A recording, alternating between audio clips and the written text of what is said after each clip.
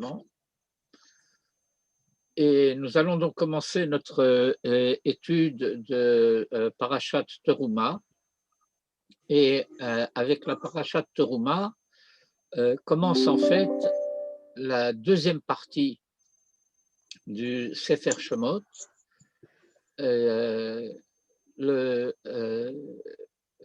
La première partie du Sefer Shemot est donc consacrée au thème de la sortie d'Égypte, et pratiquement toute la deuxième partie du Sefer Shemot est consacrée à la construction du Mishkan.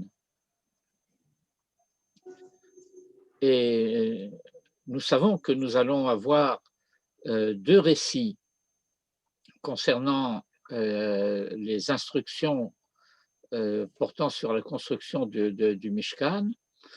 Dans la parashat Teruma, la parasha suivante qui est la parashat Tetzavé, et toute une partie de la parashat Kitissa. Et puis il y aura comme une parenthèse à la fin de parashat Kitissa avec l'incident du Vaudor, du Chet HaEgel, comme nous disons en hébreu. Et de nouveau, à partir de la parashat Vayakhel et la dernière parashat de Sefer Shemot, nous revenons au thème de la construction du Mishkan. Et il existe un thème chez certains commentateurs en ce qui concerne le Mishkan. Et ce thème propose comme, c'est plus que hypothèse, mais comme thème de compréhension de la avoda du Mishkan, le fait que les instructions le concernant seraient en fait postérieures à la faute du Vaudor, et que le rôle du Mishkan serait à travers les corbanotes essentiellement dédié à ce qu'on appelle la problématique de la kapara. Et nous allons avoir à réfléchir donc sur ce sujet, et à critiquer en tout cas une certaine manière de comprendre cette thèse. Et nous allons voir qu'elle est difficile à comprendre, difficile à admettre telle qu'elle, à partir des données même de ce que la Torah nous dit de manière explicite dans cette paracha de Teruma. Alors nous allons passer, comme d'habitude, en mode de partage d'écran. Nous allons lire les versets. Et je vais d'Afka commencer par ce point-là, et donc pas tout à fait au début de la paracha, auquel nous allons revenir, bien entendu, tout de suite après.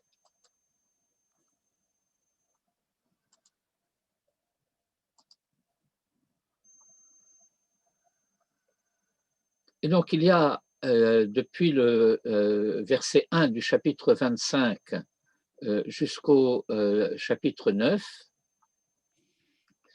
l'instruction générale concernant le fait de construire un sanctuaire, un Mikdash, Mishkan,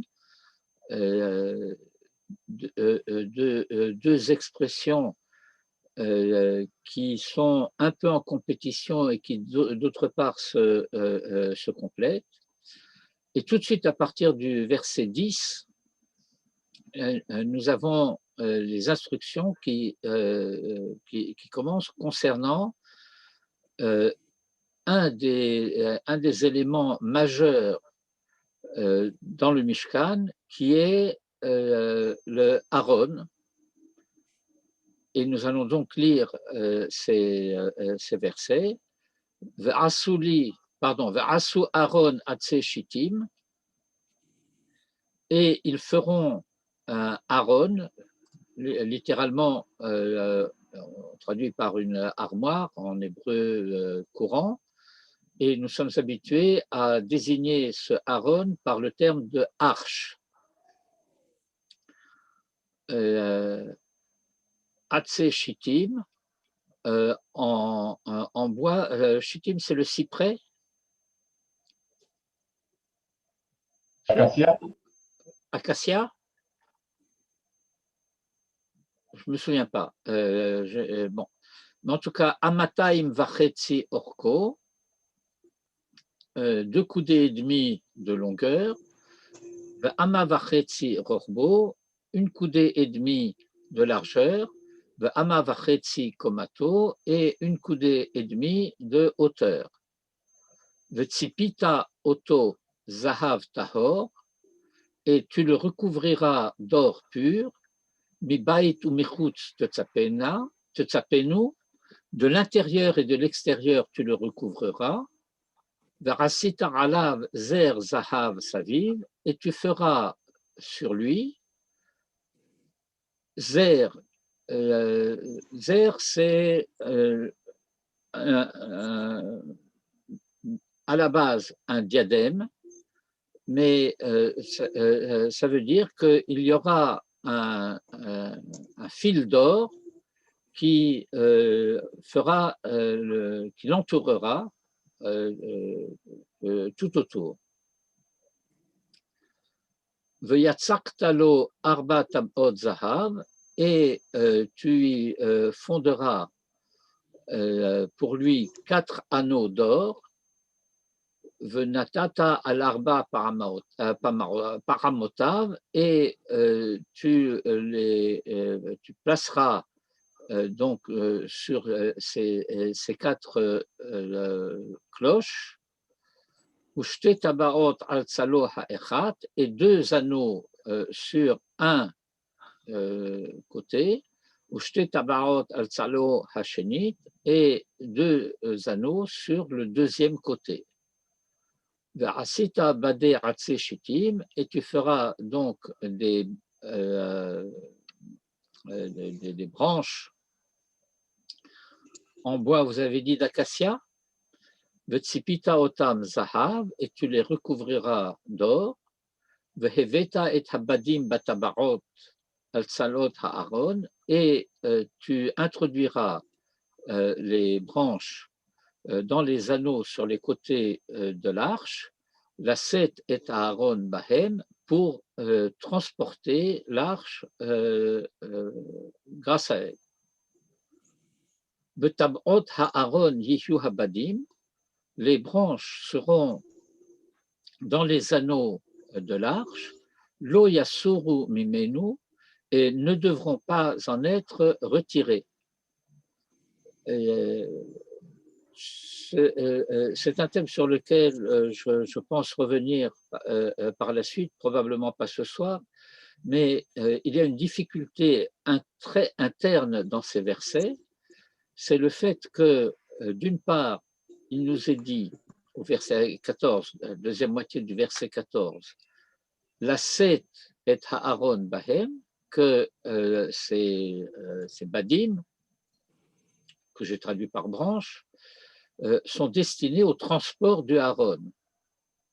Et par conséquent, on aurait pu supposer qu'on les introduirait dans les anneaux lorsqu'il faut transporter le Aaron, mais que lorsque le Aaron est à sa place dans le Kodesh HaKodashim, eh bien, les badim ne sont pas nécessaires. Or, voici que le verset 13, le verset 15, pardon, nous dit Betabot ha'aron yihu habadim, les branches seront dans les anneaux de l'arche, lo yasuru mimenu, et ils n'en bougeront pas, ils n'en seront pas retirés. Et maintenant, le verset 16, qui est le verset principal auquel je voulais arriver, Venatata el ha'aron, et tu mettras dans l'arche et ha'edut, le témoignage, et il s'agit des tables de la loi, Asher eten elecha, que je te donnerai.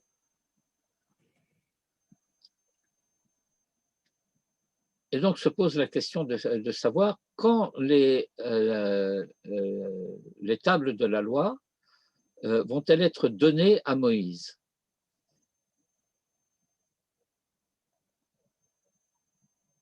Donc nous avons deux indications principales à ce sujet. Une, à la fin de la parashat Mishpatim, et une au milieu de la parashat Kitissa.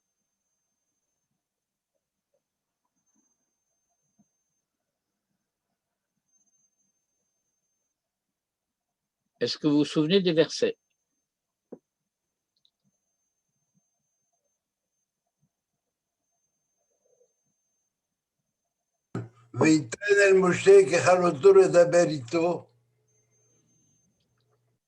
Oui, qu'il y a un verset qui se trouve. Je pense que c'est dans Mishpatim, non? Non, ça, c'est dans la parasha Kitissa. Oui, exact.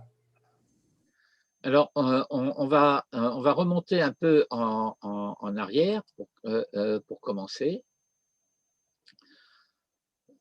Chapitre 24, fin de la parasha de Mishpatim. Verset 12.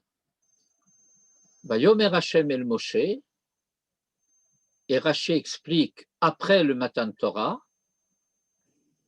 Allez elay ahara vehiesham, et Rashi explique Arbaim Yom, donc monte vers moi sur la montagne, et sois-y, ve'etna lecha, et je te donnerai, et luchot ha'even, les tables de pierre, ve'atorah ve'mitzvah asher katavti lehorotam, et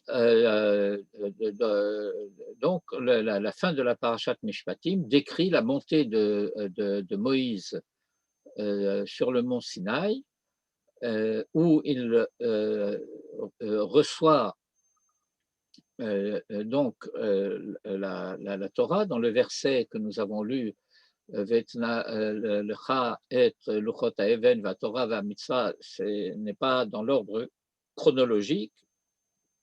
Mais donc, pendant 40 jours et 40 nuits, Moïse reçoit Torah sur le mont Sinaï. Et c'est ainsi que la paracha de la semaine dernière se termine. Vayavo Moshe betoch E'anan, et Moïse pénétra au sein de la nuée. Vayaral el Hahar, et il monta sur la montagne. Vayihi Moshe Bahar, et Moïse fut sur la montagne. Arbaim Yom ve Arbaim Laila, 40 jours et 40 nuits. Et donc, ici, Dieu annonce à Moïse qu'il lui donnera les tables de pierre.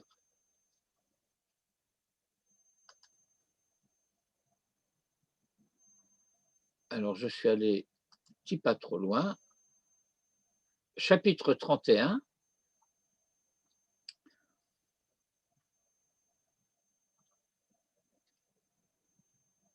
Verset 18, le dernier verset du chapitre. Vaïten el Moshe, et il donna à Moïse que Chaloto le Daber Ito, Behar Sinaï, lorsqu'il eut achevé de lui parler au mont Sinaï, Shene Luchot Ha'edut, les deux tables du témoignage, Luchot Even, table de pierre, Ktuvim Be'etzba Elohim, écrite du doigt de Dieu.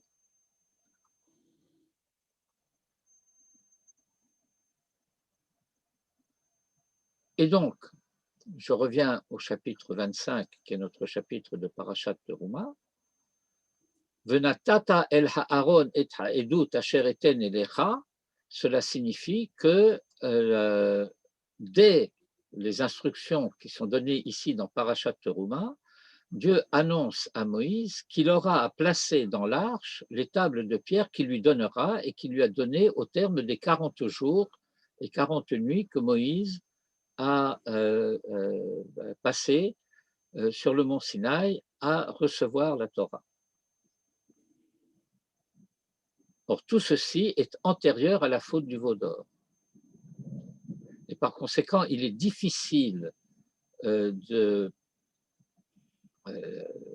supposer, et donc d'admettre la thèse qui dirait cela, que s'il n'y avait pas eu la faute du veau d'or, il n'y aurait pas eu de Mishkan, que le Mishkan serait a posteriori de la faute du veau d'or pour le culte de la kapara, le culte de l'expiation.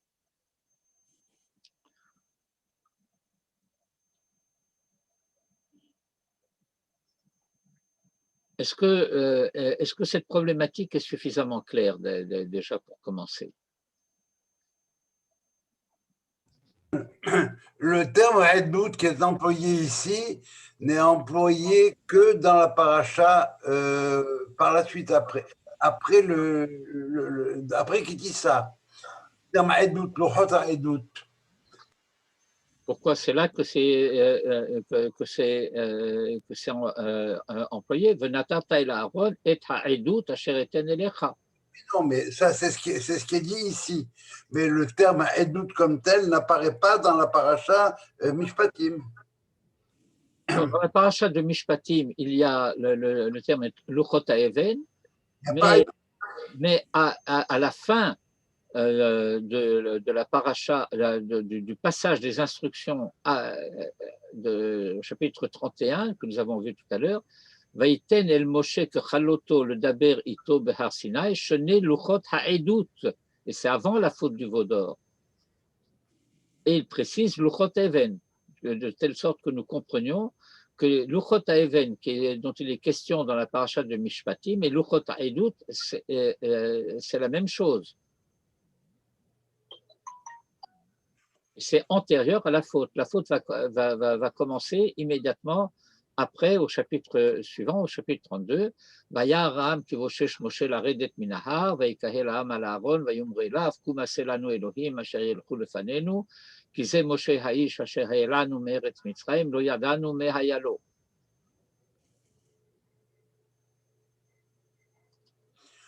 Non, mais quand tu dis ça, je suis en train de faire l'avocat du diable, hein, simplement maintenant. Je suis convaincu que c'est fait, que c'est donné avant. Hein. Mais formellement, les gens qui dépendent de la thèse que la paracha Teruma a été donnée après la Chet HaEgel, ça marche pas. Ben non, ça marche pas. Or, pourtant, il existe apparemment cette thèse. Non, quand je dis non, c'est l'argument qui veut contrer cette thèse qui ne marche pas. Pourquoi? Parce que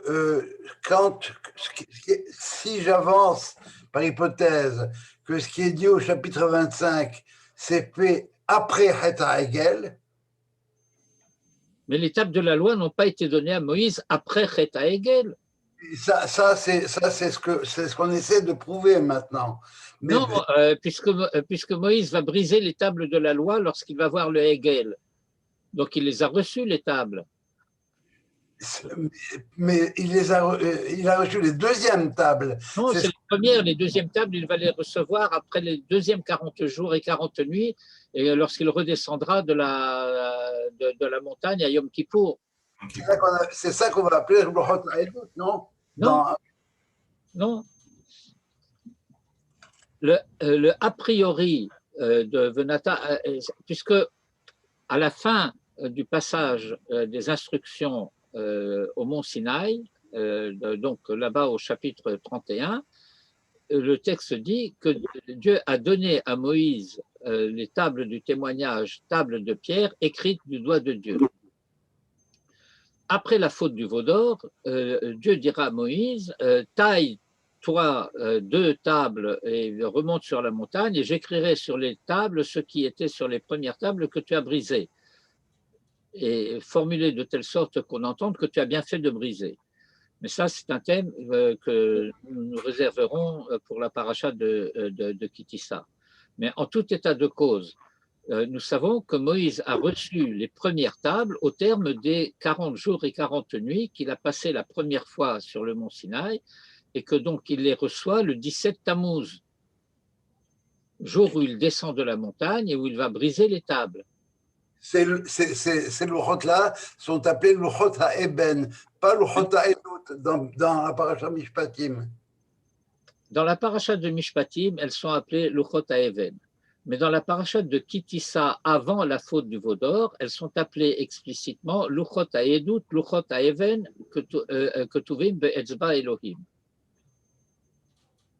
Le terme Luchot HaEdut apparaît explicitement là-bas, que Chaloto, le Daberito, est le Luchot HaEdut, Luchot HaEven. Ok, ça marche, merci.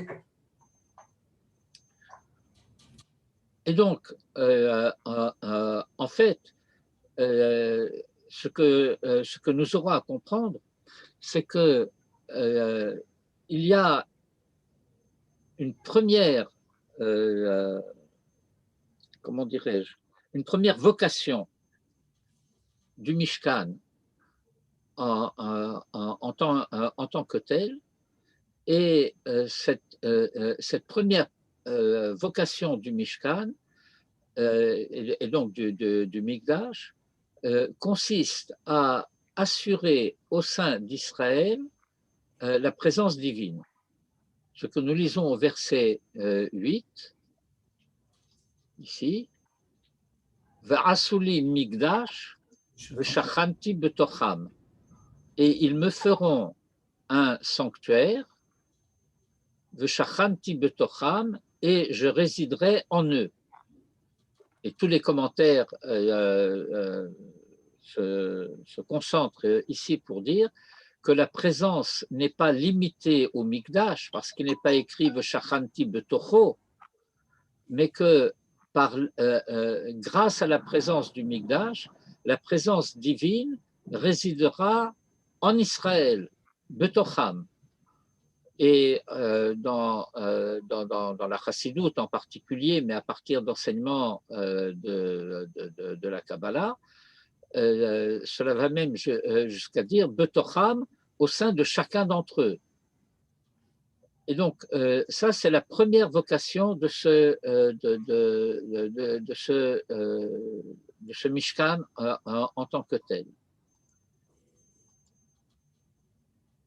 Et le culte qui devait être rendu dans le Mishkan et qui va être décrit déjà en partie dans nos parachiotes et surtout ensuite dans le Sefer Vayikra, est a priori ce que nous appelons en français le culte d'adoration, à défaut d'avoir un terme plus approprié. C'est la avoda fondamentale dans le Mishkan. Après la faute du veau d'or, eh bien, à ce culte d'adoration va être adjoint une deuxième vocation, qui est la vocation de la kapara. Mais elle ne vient pas remplacer le culte premier, et ce n'est pas l'a priori du culte du Mishkan. C'est ça qu'il faut comprendre. C'est que, en fait, que l'intention de ceux dont on supposait que la thèse était que le Mishkan était a posteriori, c'est qu'en fait, ce dont il parle, c'est que le culte de la kapara, quant à lui, va être, lui, a posteriori du Chet HaEgel, mais que ce n'était pas là la première vocation du Mishkan.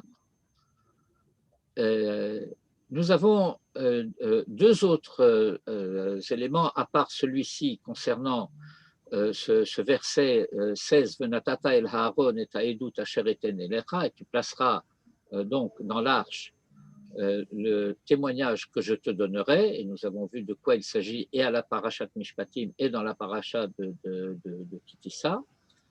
Mais il y a un midrash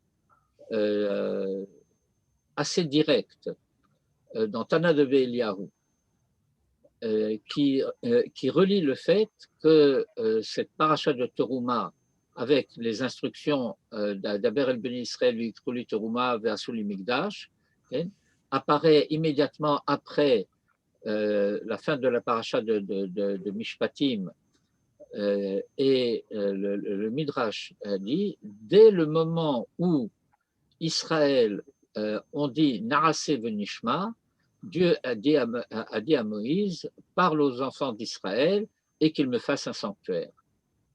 À savoir que la possibilité de cette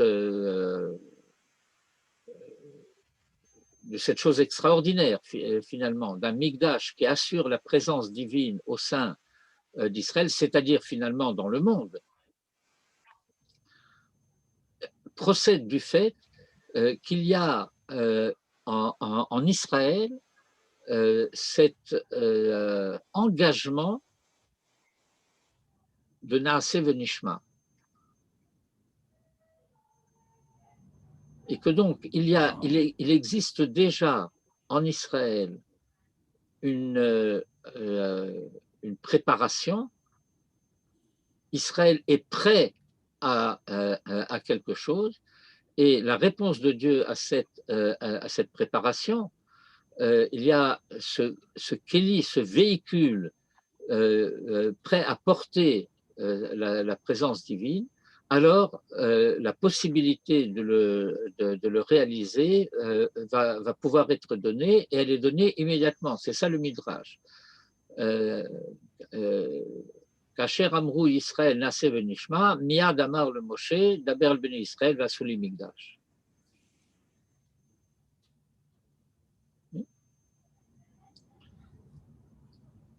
Et ça, c'est un premier niveau de la problématique. Mais il en existe un deuxième. Et pour ce deuxième niveau, qui est peut-être le premier d'ailleurs dans l'ordre des choses, eh bien, nous allons lire les premiers versets de la paracha, et nous allons les analyser ensemble.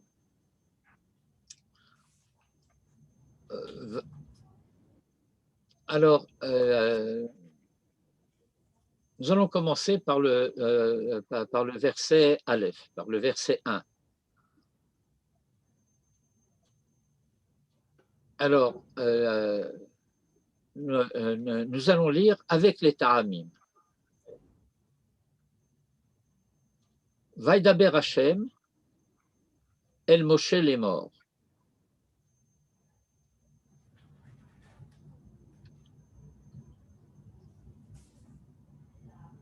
Est-ce que vous percevez la difficulté qu'il y a dans ce verset?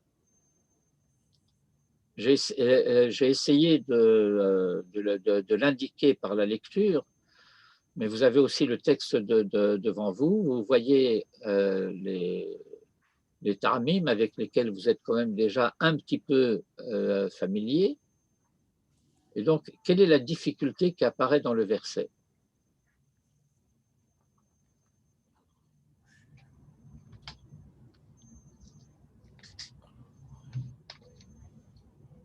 Il y a une césure après Hachem? Oui. Dibour et Amira. Non, le Dibour et Amira, ça c'est classique.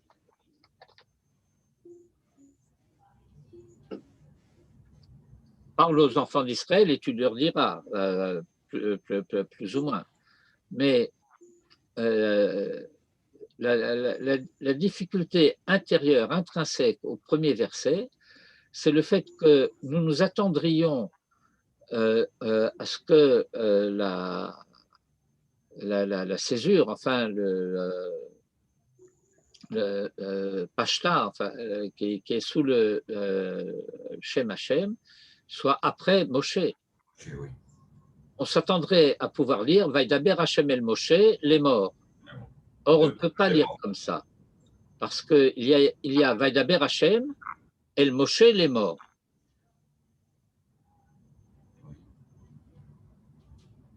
Et donc, déjà, première remarque,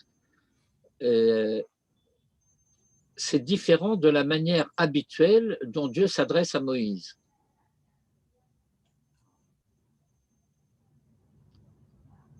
Vaidaber Hashem, Dieu a parlé à Moïse pour dire El Moshe, les morts. Cela veut dire que ce verset met déjà d'emblée l'accent sur le fait que il y aura une tâche qui va incomber à Moïse, qui va consister à dire. Or, a priori, c'est la tâche habituelle. Moïse reçoit la Torah pour la transmettre à Israël. Et donc, à chaque fois qu'il y a les morts, eh bien, c'est pas du tout comme dans les traductions bibliques classiques qui sont un non-sens total, du genre Dieu a parlé à Moïse en 10 ans, ou des insanités du même ordre. Les morts, c'est ce que Moïse aura à dire à Israël. À savoir que cette parole n'est pas adressée à Moïse pour lui-même, mais elle est adressée à Moïse pour que Moïse transmette. Mais ici, il y a un point particulier qui est souligné dans le fait que le texte dit « à Moïse pour dire ». Ça veut dire qu'il y aura une tâche, une mission particulière de Moïse de savoir dire quelque chose à Israël de telle sorte à obtenir un certain résultat. C'est déjà indiqué ici, à savoir que ce Vaidaber Hashem va introduire ce point, El Moshe, les morts.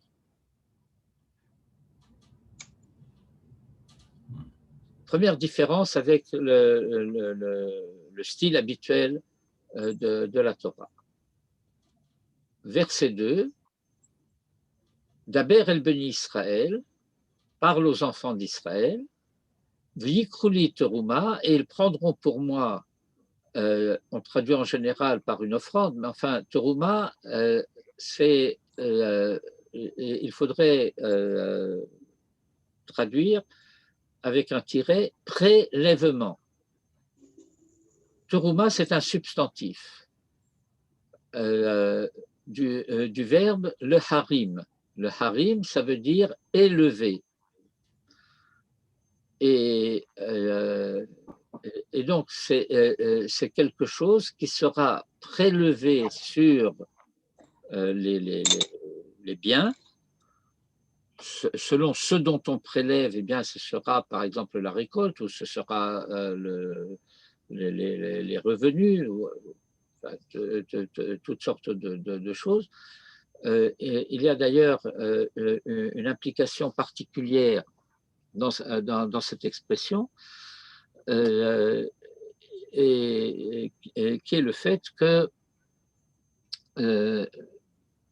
si on a tout pris, on n'a pas prélevé. Il n'y a pas de terouma s'il n'y a pas quelque chose qui reste après la terouma. Mais donc, ils prendront pour moi une terouma, et ce n'est pas de cette manière que nous sommes habitués à entendre ce que nous appelons les mitzvot, les instructions que Dieu donne à Moïse pour les transmettre à Israël.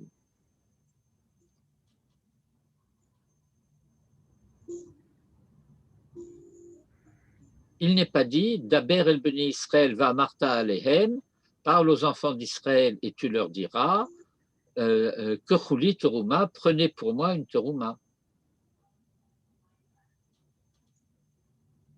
Il y a une préface en quelque sorte, Daber el Beni Israël. Et puis ensuite, il y a un verbe au futur, V'yikrouli teruma, et ils prendront pour moi une teruma. Pas qu'ils prennent pour moi une teruma, mais ils prendront pour moi une teruma. Et cela apparaît comme étant une conséquence de la manière dont Moïse aura su leur parler.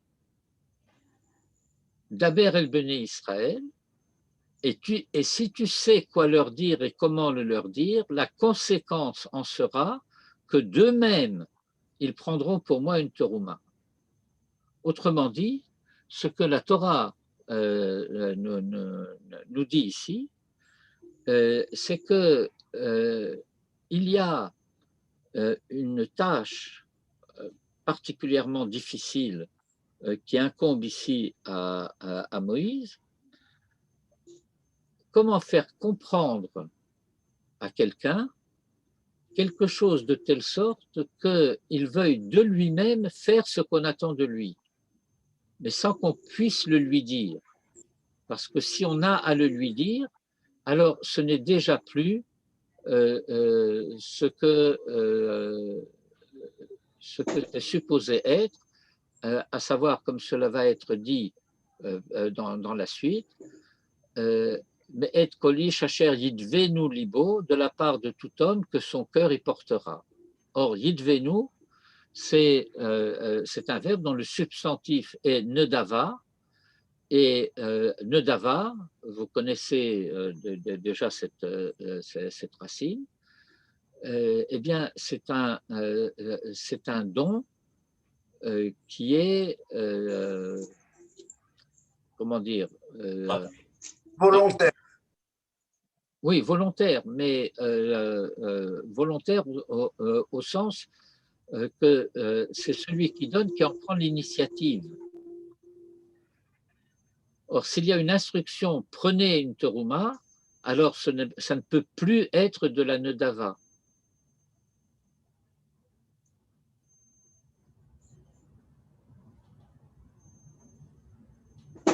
Donc ça, c'est la première difficulté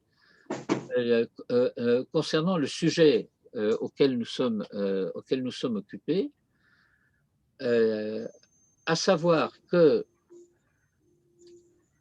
vous connaissez la Mishnah des Pirkei Avot qui dit Gadol Metzuve Verose Mimi She'eno Metzuve Verose. À savoir que la Mishnah dans les Pirkei Avot affirme que celui qui fait parce qu'il en a reçu le commandement est supérieur à celui qui fait de lui-même. Or, c'est contraire à ce à quoi nous sommes habitués à penser. Nous sommes conditionnés à penser que lorsque quelqu'un fait quelque chose de lui-même, eh bien, c'est mieux que lorsque il le fait parce qu'on le lui a demandé. Et la Mishnah des Pirkei Avot dit le contraire. Or, il y a un paradoxe. Et ce paradoxe s'exprime d'une certaine manière au travers de la bracha que nous disons avant de faire une certaine mitzvah.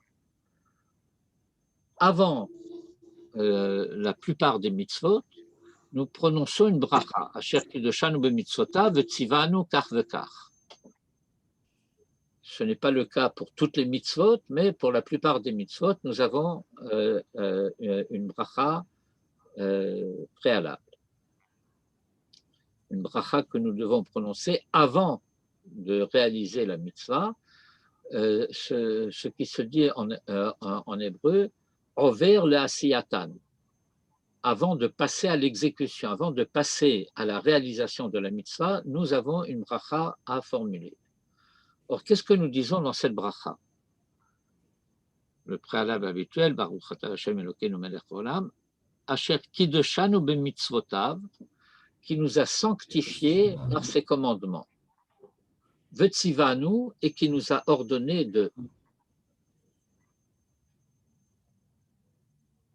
Dès le moment où je reconnais ce point-là, Asher Kiddushanu b'mitzvotav, qui nous a sanctifiés par ses commandements, eh bien, cela induit chez moi le désir de réaliser ces commandements par lesquels je suis sanctifié. Et la bracha continue en disant Vetzivanu, ceci ou cela. Et ça veut dire que Gadol Metzuvé Ve'ose, Mimi She Eno Metzuvé Ve'ose, il y a dans cette Mishnah une élision.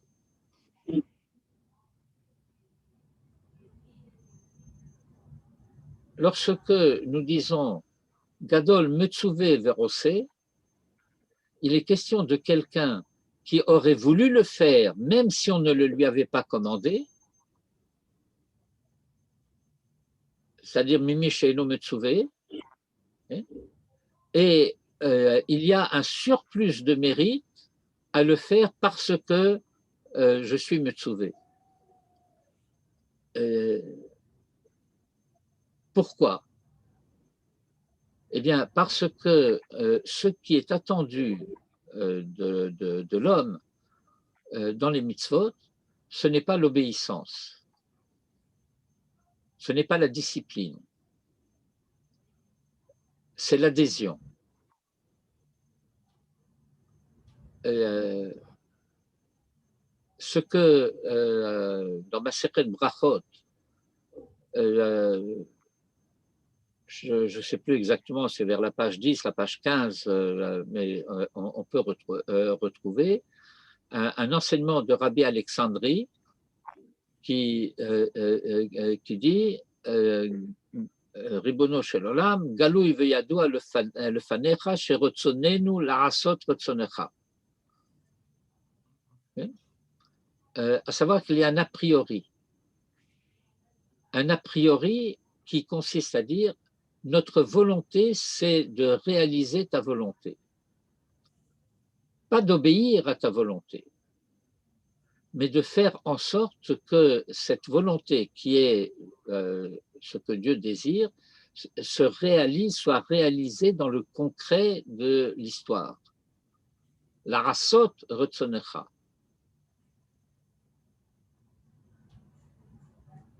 Nous avons un effort de compréhension à faire parce que ce n'est pas le sens premier de ce qui s'entend en français lorsqu'on parle dans une expression du genre que ta volonté soit faite. Parce que tout se passe comme si, pour que la volonté de Dieu se fasse, il faut que ce soit moi qui la fasse. Moi, c'est-à-dire l'homme.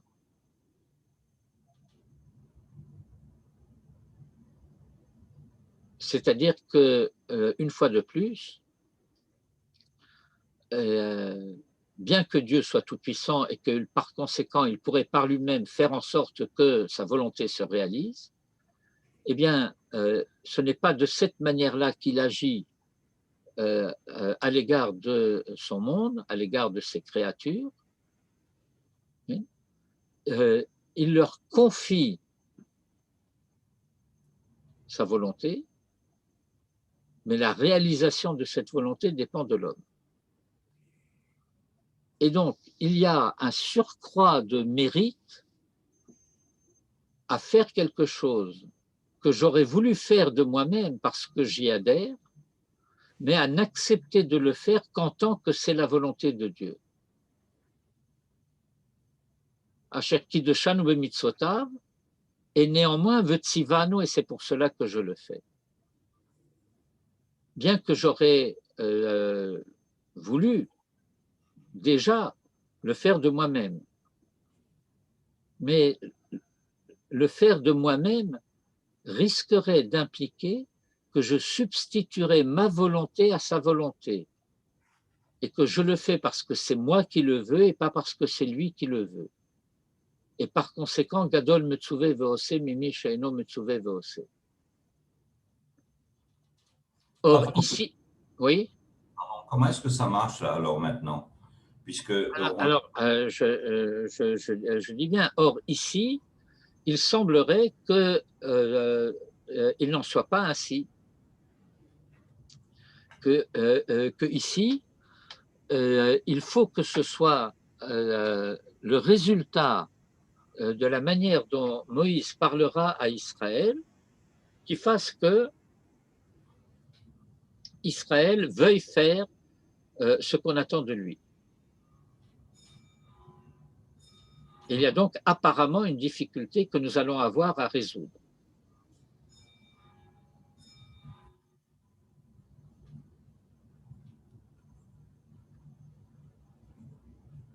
Alors nous avons à poursuivre la lecture du verset, mais avant de poursuivre, j'ai une question.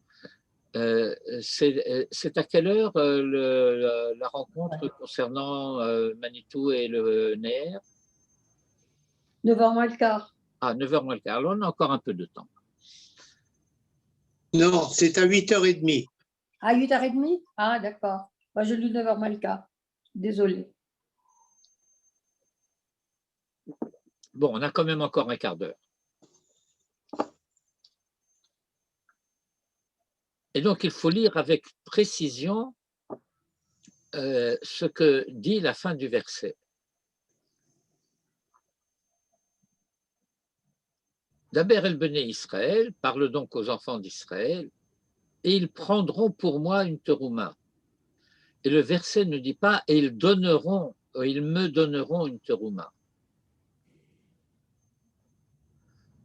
Ils prendront une terouma, mais de qui on va la prendre cette terouma? Bien, il est écrit mais et kol ish asher yidvenu libo. De la part de tout homme que son cœur y portera, tikru et terumati, et là c'est un commandement, vous prendrez ma terouma. Donc il faut reconstruire, si vous voulez, le sujet. Dans un premier temps, veuillez krouli terouma, et cela signifie, en conséquence de la manière dont Moïse leur a parlé, ils accepteront de faire cela. De quoi? De prendre pour moi une terouma. Et ensuite, le texte dit, de la part de tout homme que son cœur y portera, vous prendrez ma terouma.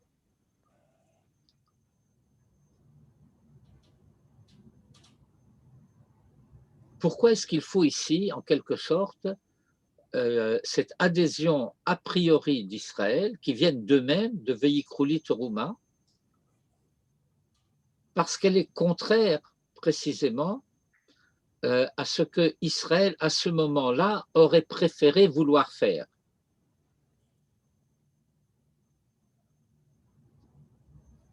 Si je comprends l'importance du Mishkan et sa fonction, alors je voudrais être pas seulement le maître d'œuvre du Mishkan, mais je veux être aussi le donateur. Or ici, ce que le texte nous dit, c'est que a priori, le rôle d'Israël sera de recevoir la terouma, de prendre la terouma, d'accepter la terouma de la part de tout homme que son cœur y portera. Et on va nous dire en quoi elle va consister, cette terouma, à partir du verset 3. Vezot terouma asher tikru meitam zahav achesef u'nechoshet u'techelet v'argaman, tous les matériaux, toutes les valeurs qui seront nécessaires à la construction de ce Mishkan, verset 8, Vasuli Migdash Veshachanti Betocham, et le verset 9, que Chol Asher Ani Mare Otecha et Tavnit Mishkan Vetavnit Kolkela Vechen Tarasu. Selon tout ce que je te montre le plan du Mishkan et le plan de tous ses ustensiles, et ainsi vous ferez, eh bien, Israël aurait voulu être celui qui non seulement construit le Mikdash, mais aussi qui apporte toutes les valeurs, tous les matériaux pour sa construction. Alors, voici que le texte dit, de façon explicite, que l'a priori du projet du Mishkan, c'est qu'Israël reçoive du dehors de lui les matériaux qui vont être nécessaires à la construction du Mishkan.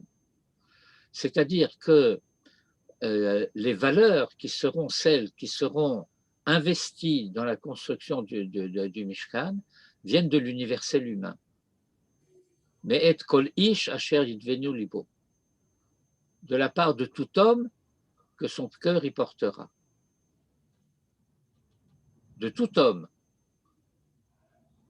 Et ce tout homme désigne l'universel humain. Et c'est cela l'a priori de la construction du Mishkan, qui va aussi être modifié à la suite de la faute du veau d'or. Parce que à la suite de la faute du veau d'or, dans Parashat Vayakhel, le texte s'exprimera d'une manière totalement différente. Un tzivouï là-bas.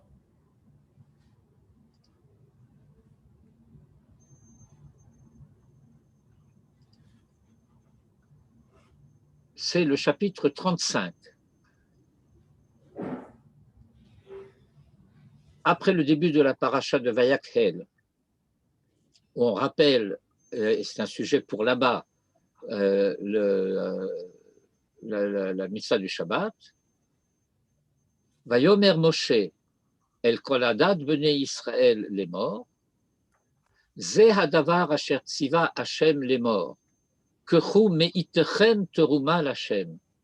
Prenez de vous-même une teruma pour Hashem. De vous-même. Et ça veut dire, et pas, je vais le dire d'une manière pas jolie, mais enfin pas des autres. Et en particulier, pas de ceux qui, en ce temps-là, en cette situation-là, étaient les représentants de cet universel humain dont j'ai parlé tout à l'heure et qui était le Erev Rav. Et pourquoi? Parce que précisément, entre-temps, le Erev Rav a fait le veau d'or. Et par conséquent, le risque qu'on prenne de la part du Erev Rav les matériaux, c'est-à-dire les valeurs qui vont servir à la construction du Mishkan, risque de dénaturer le projet à partir du moment où ceux qui seraient les donateurs seraient en réalité encore des païens. Raison pour laquelle, entre-temps, Moïse aura brisé les tables de la loi. Parce que le pshat de la situation, c'est que ceux qui ont voué un culte au veau d'or risqueraient de vouer un culte analogue aux tables de la loi. Or, le veau est d'une certaine manière une figuration de type idolâtre. C'est pas aussi simple que ça, mais je ne rentre pas dans le détail. Et donc, il y aurait le risque de vouer un culte idolâtre à quelque chose qui n'est pas une idole, qui sont les tables. Et cela doit nous amener à réfléchir, d'une part, et à savoir que il existe malheureusement la possibilité d'un service, d'un culte faux de quelque chose de vrai.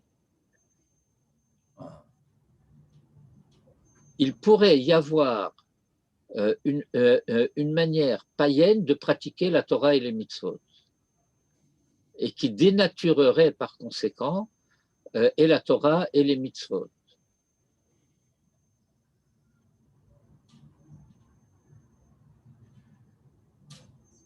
est-ce que c'est suffisamment clair?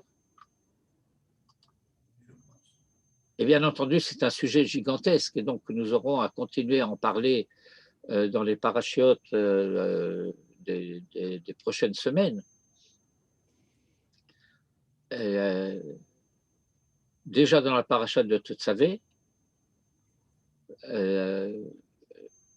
donc c'est la semaine prochaine, et en particulier dans la paracha de Kitissa, où c'est massivement le problème qui va apparaître.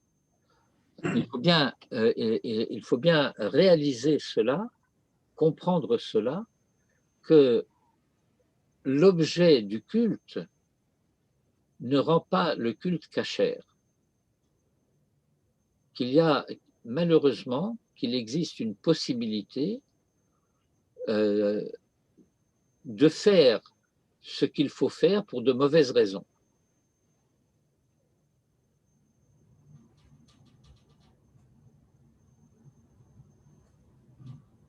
Le Med Kolish dont on parle ici, ce serait essentiellement du Erev Rav, n'est-ce pas? Nachon.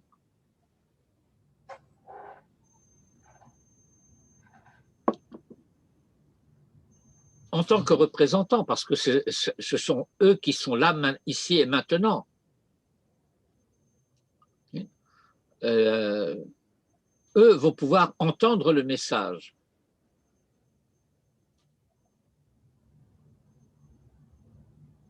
L'universel humain, à travers le vaste monde, il entendra le message plus tard. Mais pour l'instant, il faut construire ce Mishkan.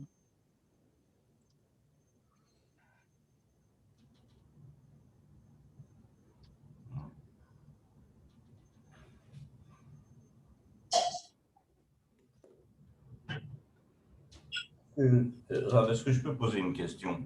Mais vous y êtes invité instamment. Ce qui me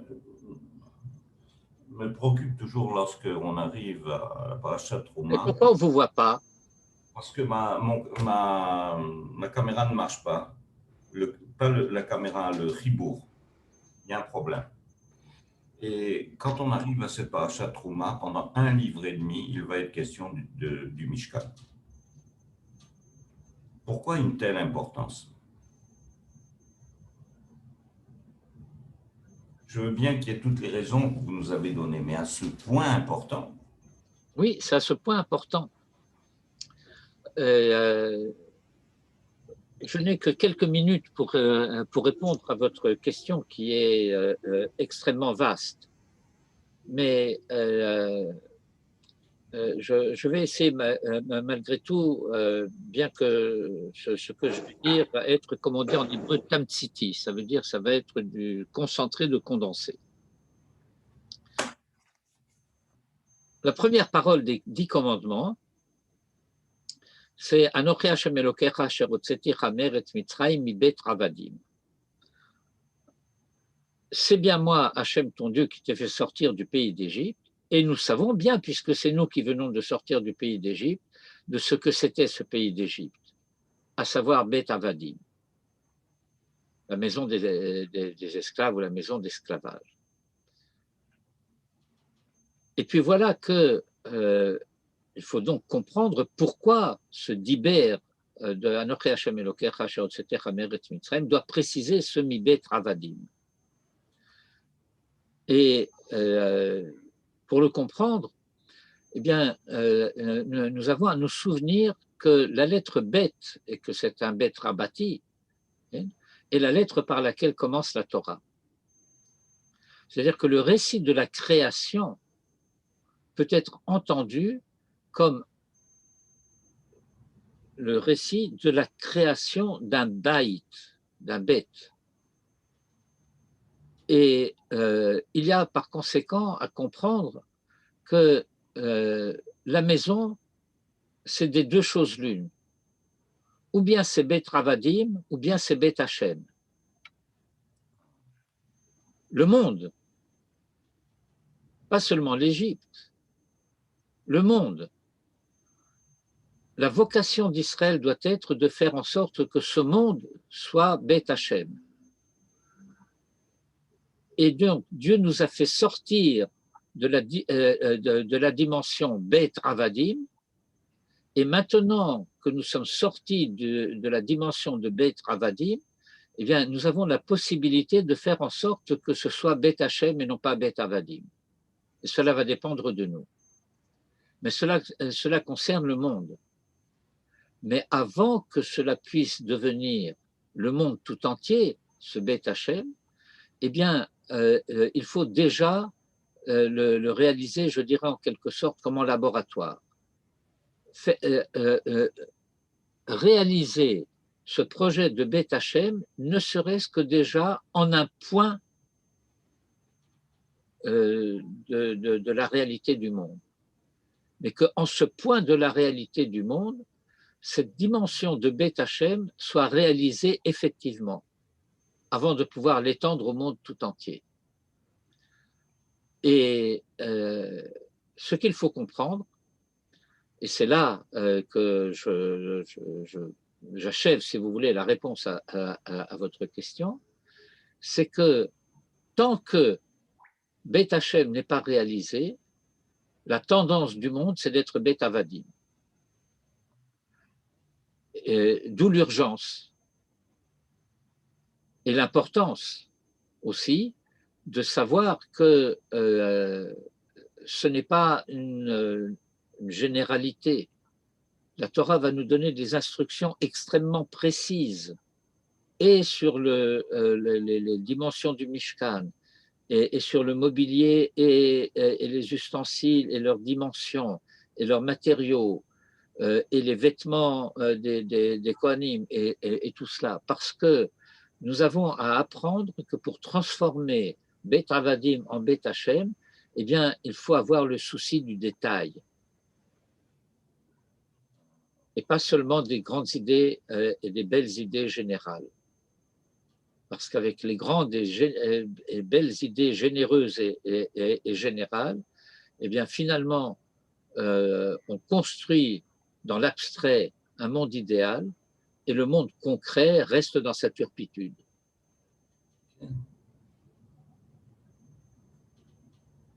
Oui, très bien.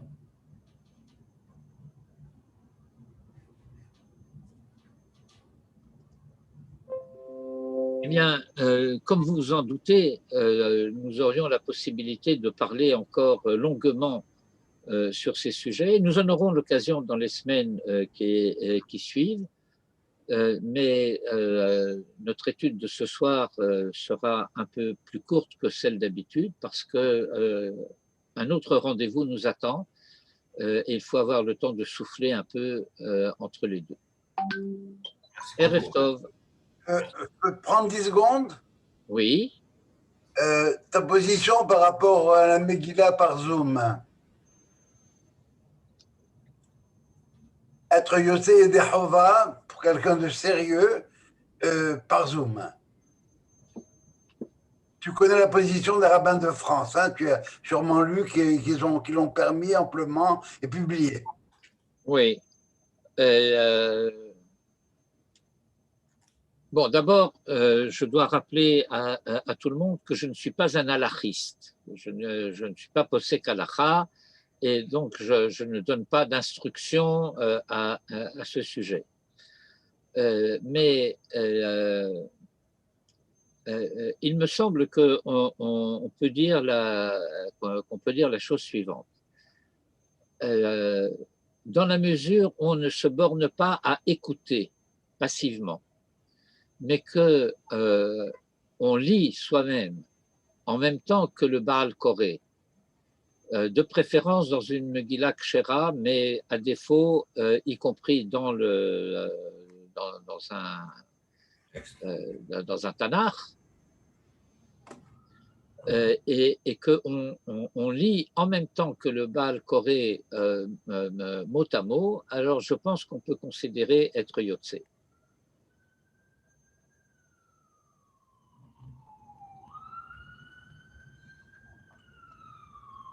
Ok, c'est une... Oui, oui. Donc on n'est pas Yossé par le Baal Koré, Mais on est Yossé parce qu'on a dit soi-même en même temps la Belacha. On a répondu Amen à la bracha, et on ne peut dire la bracha que si on a une Megillah Kshera. On ne peut pas dire la Megillah, la bracha sur un texte imprimé dans un Tanakh. Parce que dans un texte imprimé dans un Tanakh, c'est formellement pas une Megillah. Oui, bien sûr. Et nous disons Al-Mikra Megillah, alors il faut que ce soit une Megillah. Mais même lorsqu'on écoute la lecture de la Megillah à la Beth Knesset, eh bien, la mitzvah, c'est de suivre mot à mot dans le texte, avec le Baal Koré. Et d'ailleurs, un a priori de toute Aliyah à la Torah, c'est qu'on est supposé lire en même temps à voix basse, lire en même temps que le Baal Koré. Et c'est la raison pour laquelle, fondamentalement, le Baal Koré a l'obligation d'avoir ce yad avec lequel il va montrer au fur et à mesure chacun des mots qu'il lit, parce qu'il ne le fait pas seulement pour lui-même, il le fait surtout pour le relais qu'il lit en même temps que lui à voix basse.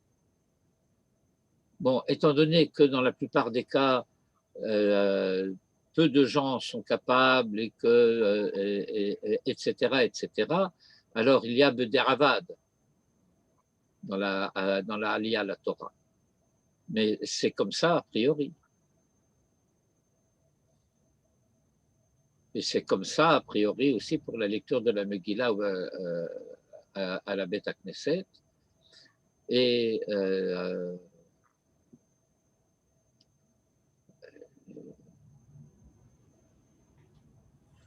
Si alors, si je suis dans un Tanakh, je ne suis pas Mikra Megillah. tu peux être Yotse de Mikra Megillah, mais tu ne peux pas faire la bracha.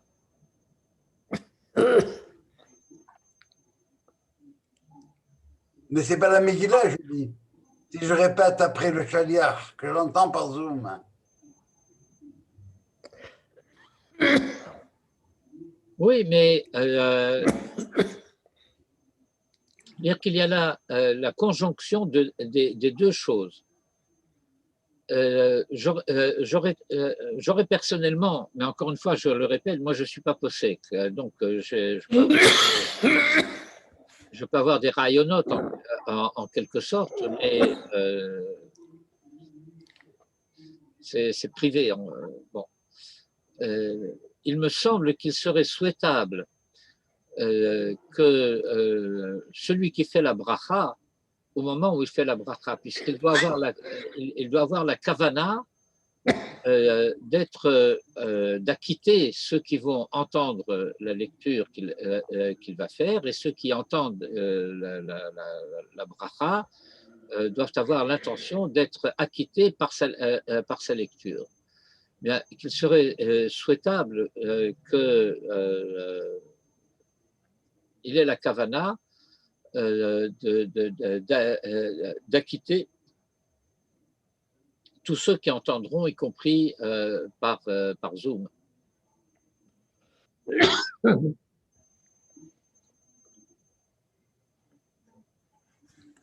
Merci. Merci beaucoup. Ceci étant, la semaine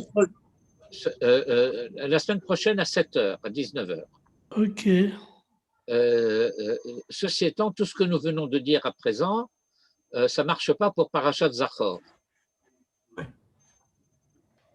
Et donc, dans la mesure du possible, il est souhaitable de pouvoir passer 5 minutes à la Beth Knesset pour entendre la Parashat Zachor. Et si on ne peut pas, on se retrouve dans le Kidetse, c'est ça? Eh oui. À la guerre comme à la guerre. Oui.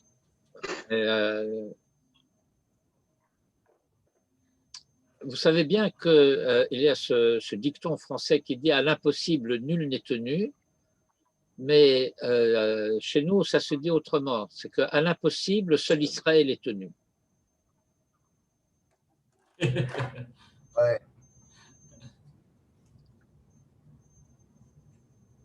et nous avions aussi un certain dicton qui consistait à dire l'impossible, nous le faisons tout de suite, les miracles prennent un peu plus de temps.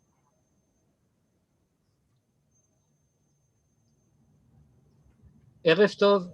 ערב טוב. ערב טוב, תודה רבה.